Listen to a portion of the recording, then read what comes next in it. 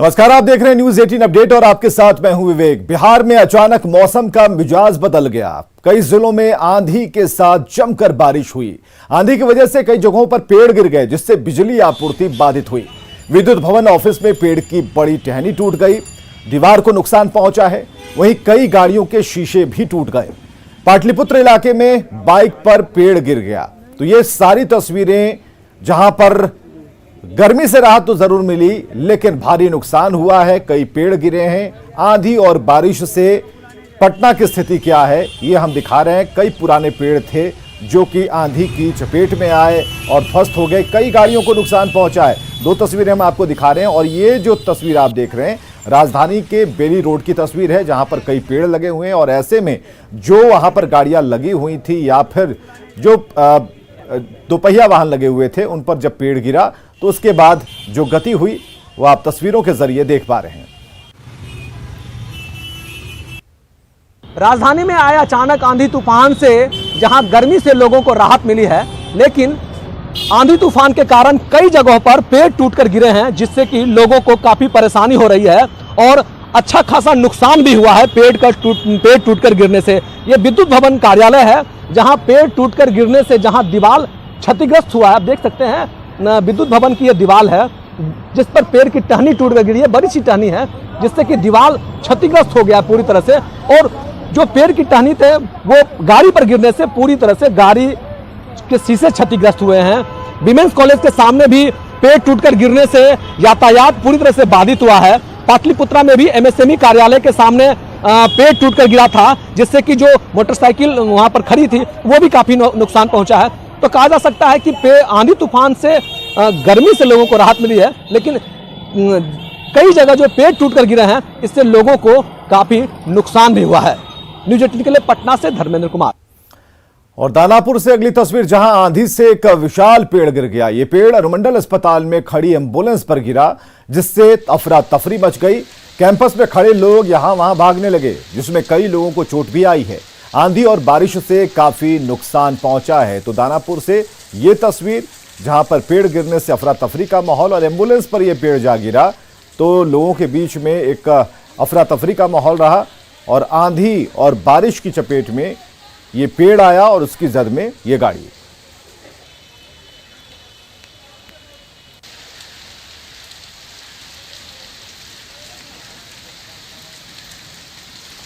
और हाजीपुर में भी आंधी का असर दिखा है। तेज हवा और बारिश के बीच दर्जनों पेड़ गिर गए, जिससे जनजीवन अस्त व्यस्त हो गया है। और तस्वीरें आप देख रहे हैं कि तेज हवा की वजह से धूल उड़ रही है। लोग कपड़ों से मुंह ढककर आंधी का सामना कर रहे हैं। आंधी की वजह से कई झोपड़ियां गिर गई, कई पेड़ गिर गए, लोगों को काफी परेशानी झेलनी पड़ी। और जो हवा की रफ्तार है, इस तस्वीर में आप देख सकते हैं जो धूल उड़ रही है। किसी तरह से लोग किसी सुरक्षित जगह की तरफ जा रहे हैं और अपना चेहरा कपड़ों से उन्होंने ढक रखा है। तो ये जो बागीचा है पूरी तरह से हिल चुका है, लेकिन कुछ जो पुराने पेड़ थे वो जमींदोज हो गए।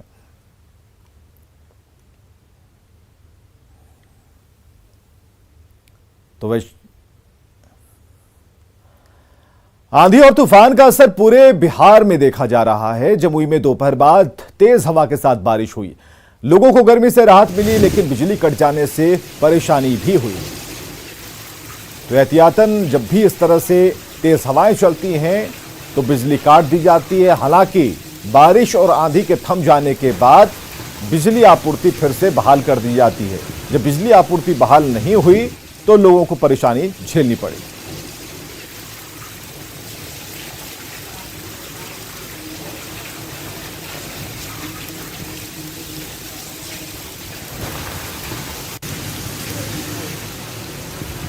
लखीसराय में भी मौसम का मिजाज अचानक से बदल गया। तेज आंधी के साथ झमाझम बारिश शुरू हो गई। अचानक आंधी बारिश से लोगों के बीच अफरा तफरी मच गई।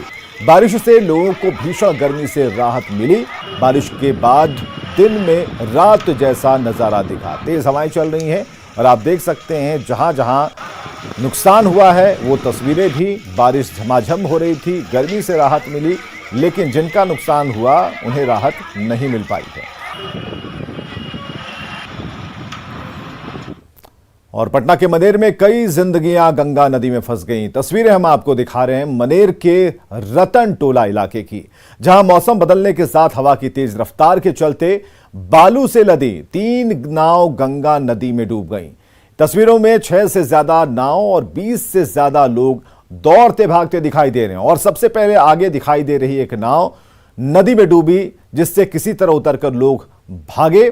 उसके बाद एक एक कर पीछे की 2 और नावें डूब गईं। नाव पर सवार लोग अवैध बालू खनन कर उसे नाव पर लोड कर रहे थे और उसी दौरान आंधी चलने से ओवरलोडेड नाव डूब गई और इनकी जान फंस गई, जिससे बचने के लिए इन लोगों ने खाली नाव का सहारा लिया।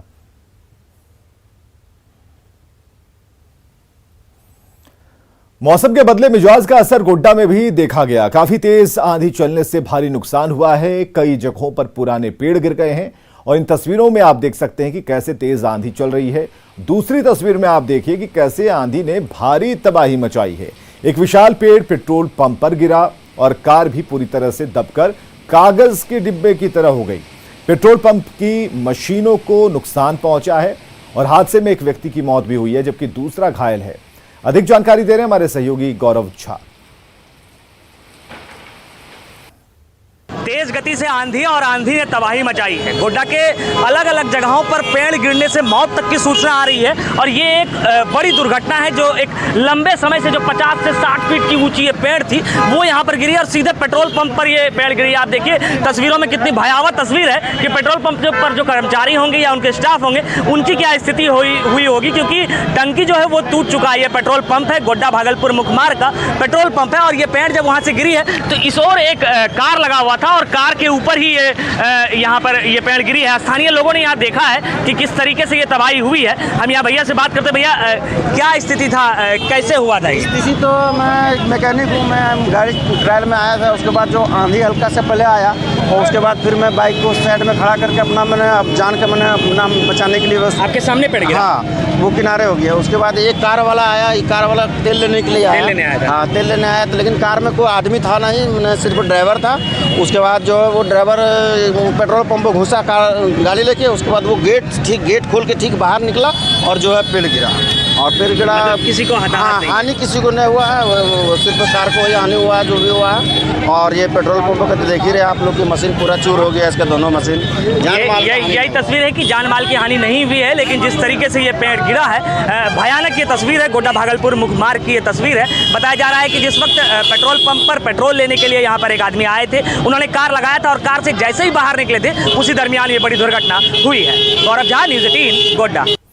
और बोकारो में भी दोपहर में अचानक मौसम का रंग बदलने से कई जगहों पर तेज हवा और बारिश से नुकसान हुआ है। बोकारो सिटी के पत्थरकट्टा चौक के पास तेज आंधी में एक विशाल पेड़ टूटकर कार पर गिर गया। हालांकि अच्छी बात यह रही कि कार में बैठे लोग बाल बाल बच गए। हालांकि पेड़ गिरने से एक तरफ का रास्ता पूरी तरह से बंद हो गया, वहीं इलाके में कई जगहों पर भारी तबाही की बात सामने आ रही है। तो बोकारो से ये तस्वीरें हम आपको दिखा रहे हैं। कार पर गिरा पेड़, बाल बाल बचे हैं लोग। और बड़ी बड़े जो पेड़ हैं, जो पुराने पेड़ हैं, वो ऐसे मौसम में गिरते हैं, लेकिन जो उसके बाद की परेशानियां हैं वो लोगों को झेलनी पड़ रही है। तो कार पर गिरा पेड़ जिनका नुकसान हुआ वो अब आगे की कार्रवाई करेंगे, लेकिन रास्ता बंद हुआ है, लोगों की परेशानी इससे भी बड़ी है, यातायात प्रभावित हुआ है। और कुल मिलाकर आंधी में ये पेड़ टूटकर गिरा, जिसने लोगों की परेशानी बढ़ाई। मुंगेर में वार्ड सचिव के चुनाव के दौरान 2 पक्षों में जमकर मारपीट हुई, जिसमें 3 महिलाएं गंभीर रूप से घायल हो गई हैं। असरगंज प्रखंड के जोरारी पंचायत के वार्ड संख्या 12 में सचिव का चुनाव हो रहा था, जिसके लिए 2 लोगों ने दावेदारी पेश की थी। सभा का संचालन वार्ड सदस्य जेवा खातून के बदले उनके ससुर जुबेर आलम कर रहे थे, जिसका कुछ लोगों ने विरोध किया और इसी को लेकर विवाद बढ़ता गया। मारपीट शुरू हो गई। दोनों तरफ से लाठी, डंडे, ईंट, पत्थर चलते रहे। बाद में पुलिस मौके पर पहुंची, मामले को शांत कराया। घायल महिलाओं को इलाज के लिए भागलपुर रेफर किया गया है।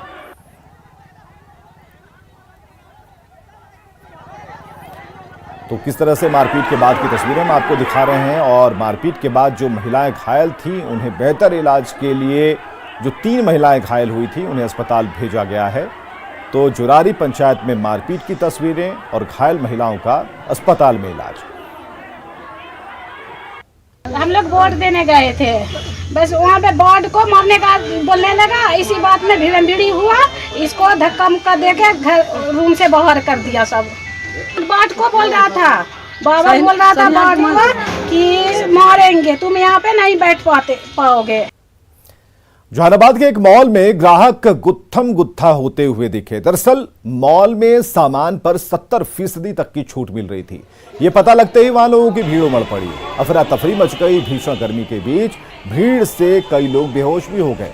बेकाबू भीड़ को काबू में करने के लिए पुलिस को बुलाना पड़ा। पुलिस ने मॉल संचालक को चेतावनी भी दी है कि मॉल संचालक ने छूट को लेकर खूब प्रचार किया था, जिससे लोग खरीदारी के लिए जमा हो गए थे। भीड़ है कि भीतर में भीड़ है। हाँ, जगह नहीं मिल रहा है। अच्छा, और क्या है? और भी मार्केट में और भी दुकान है, तो उस जगह पे क्यों नहीं खरीदते? यार छूट है। छूट है? छूट है। कितना? 70%। अच्छा, इसीलिए भीड़ लगी है? इसीलिए भीड़ है। नवादा के एसडीएम ने हल्का कर्मचारी ऑफिस में छापेमारी कर 2 लोगों को गिरफ्तार किया, जिनके पास से 27,000 कैश बरामद किए गए। बताया जा रहा है कि दोनों हल्का कर्मचारी के लिए रुपए की वसूली करते थे। हालांकि इस दौरान कर्मचारी ऑफिस में मौजूद नहीं थे।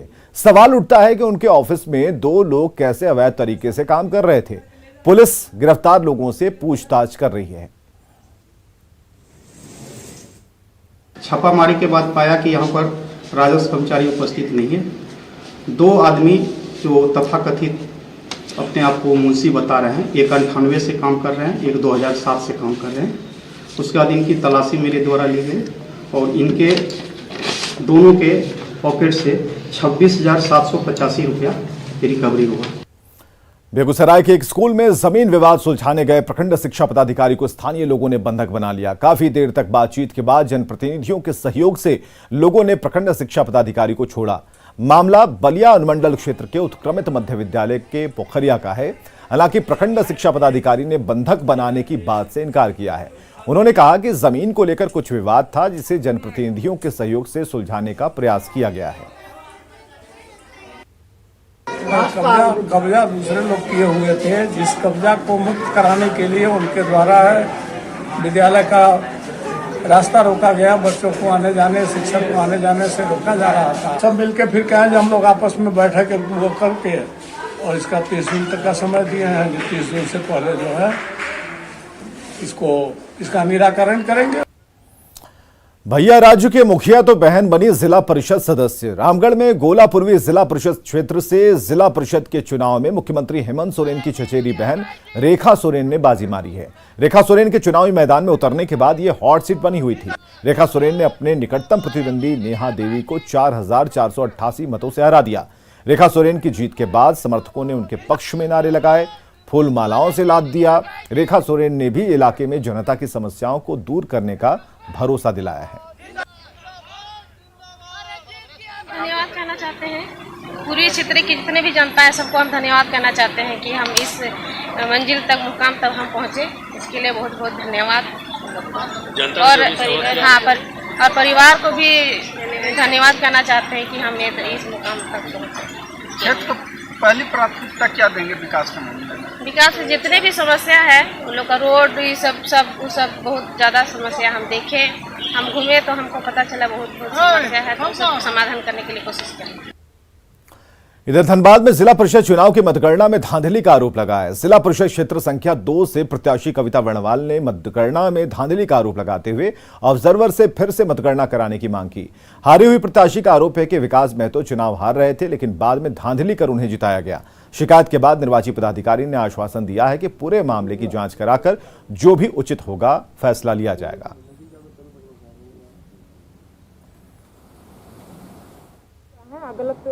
उम्मीदवार को जिताने का प्रयास किया गया है। जो सिर्फ प्रयास किया गया है या जिता दिया गया है? जिता दिया गया है। और कौन जीता है? कौन जीता है वहाँ पर? विकास महतो अभी वर्तमान में वही जीते हैं।